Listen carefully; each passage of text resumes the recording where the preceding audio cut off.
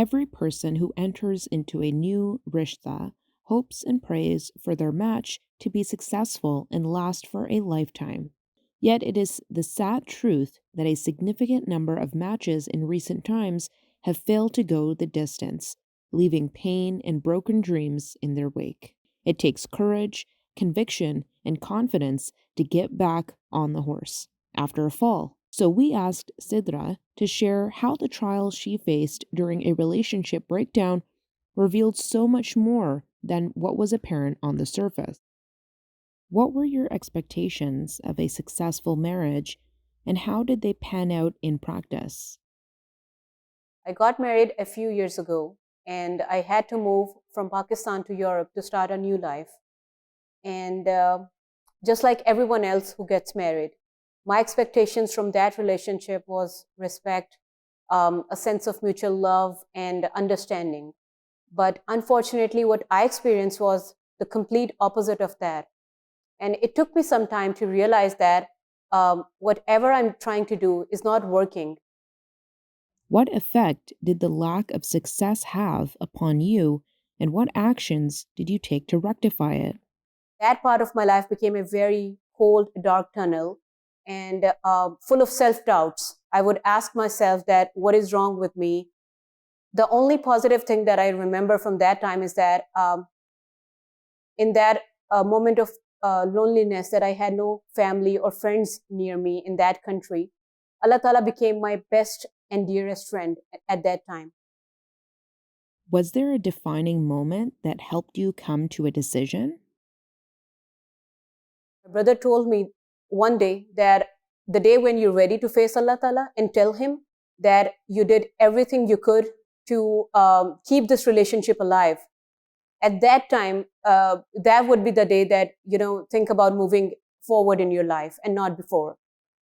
And when I felt that, nothing is working, I just wrote to Hazur Anwar that, Hazur, I've tried everything I could and this is not working. That is why I'm leaving this to Allah Ta'ala, being my sole friend and my witness. What impact did your decision have upon you?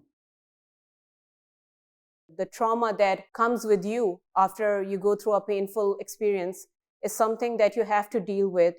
Sometimes the outside weather would trigger my loneliness, my sadness. Several months passed that I would just stay in my bed, avoid all my loved ones, all my family members. I would just sometimes prolong my prayers, my namaz, just to avoid my family members, so that I don't have to face them. I don't have to show them that what is going inside me.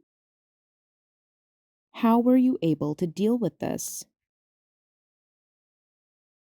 Allah Ta'ala helped me see that light at the end of the tunnel, that there is still hope, that there is still something that I can do with my life. I started to volunteer for a food bank, and volunteering for the food bank was a changing point, that a light bulb kind of a moment in my life, and it changed my perspective towards life. And I started to feel myself. I started to feel the happiness around me, the love that people were giving me. How did you respond to the possibility of remarriage? Remarrying at that point was a big no for me, because words like marriage, a proposal, would give me palpitations, and I couldn't even fathom that I can be in a relationship once again with another person.